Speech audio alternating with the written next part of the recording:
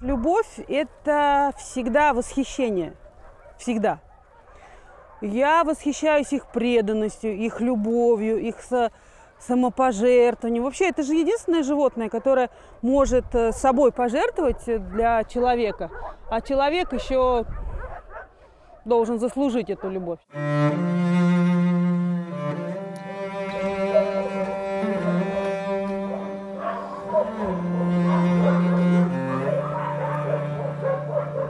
Идея создания приюта началась с истории спасения пса по кличке Дина, порода стаффордширский терьер. Собаку на тот период девать было некуда. У меня в то время проживала уже собака стаффордширский терьер, и содержать двух враждующих стаффов было фактически невозможно. И мы построили приют. Молодой человек привез лабрадора со слезами на глазах, рыдая, потому что ему реально жалко было. Видно, что собака любимая, ухоженная. Привез. Я вынужден, собака хорошая, вынужден оставить, потому что моя девушка против. Ну, я не могу этого понять. Я вообще не могу понять, как можно собаку оставить, которую ты вырастил, которая тебя любит. И тем более по такому поводу. Получается, человек, ну, во-первых, собаку обрекает неизвестно на что. Домашняя собака в приюте, ей тюрьма. Вот, ну, тюрьма реально. Вот за что? Ничего не совершил, в тюрьму. Собака мучается, он мучается от того, что собака мучается. Потом он, получается, со своими принципами, со своей любовью поступился. Ради чего? Ну, то есть ты себя, получается, размазал.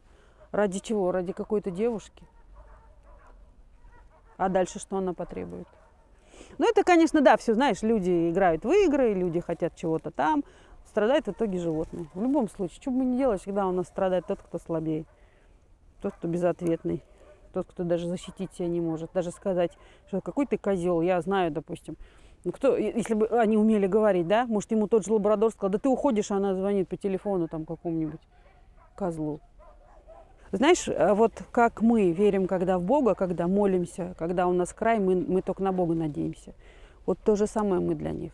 Вот кто-то когда-то это сказал, не буду говорить, что это я придумала, но мне это так в душу запало, что реально, посмотри, как они смотрят, посмотри, ты... Вот для них самое тяжелое наказание – это не дернуть поводок, не чего-то там лишить, а не смотреть, не давать ей внимания, не общаться, не разговаривать, не гладить, игнорировать. Она не знает, что происходит, она и в глаза, она и так и забегает, и заглядывает, и что как будто связь с Богом потеряла, и веры нет. И что, сейчас вдруг что-то будет, а человек на меня не смотрит.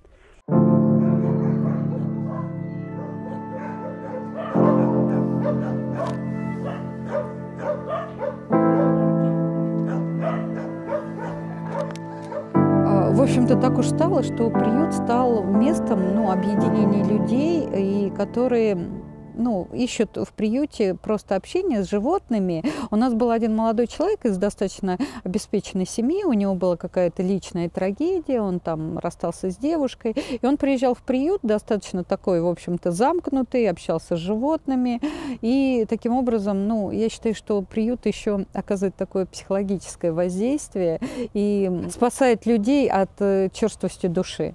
У них ничего нет на показ, у них ничего нет для того, чтобы поняли, оценили, ничего нет каким-то там авансом, я сейчас с ним подлежусь, мне потом покушать дадут. Нет, вот он, ему нравится, он лезет, играется, не нравится, кусает.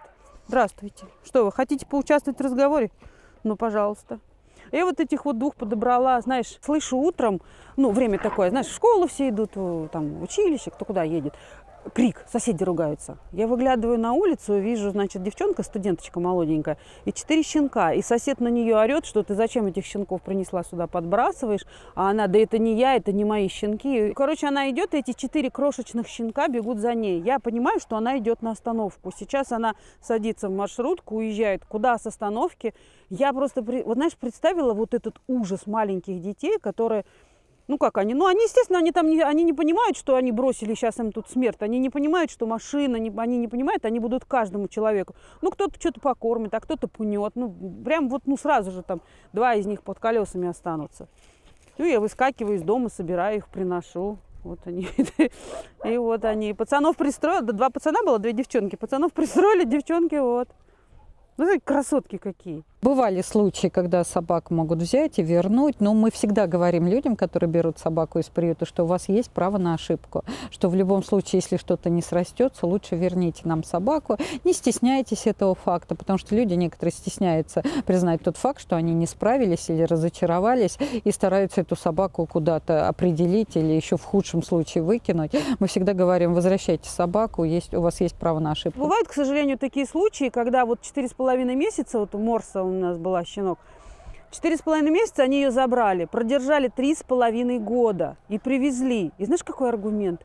Ой, да вот мы подумали, она у нас сидит дома, мы весь день на работе, а она скучает. Я говорю, а сейчас вы выращенную собаку в квартире, вы сажаете в общий вольер, где ее неизвестно как примут. И это, знаешь, как вот в такое время было, осень, у нее не сформирован подшерсток, то есть она практически лысая, она не успеет обрасти до холодов. И вы привезли, потому что она одна сидит, скучает. Офигеть, ей сейчас тут весело. Потом еще назвали, ну как там наша собачка? Я говорю, радуется, песни поет.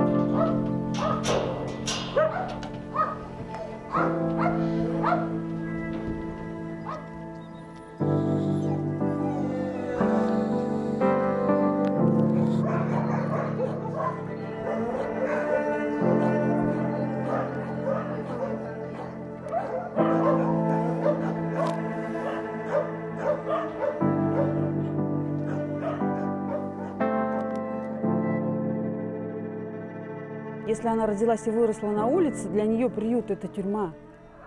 Кто сказал, что она готова сидеть вот здесь, потому что здесь тепло и сухо, вместо того, чтобы бегать по улицам, прыгать и есть те же, извини, какашки?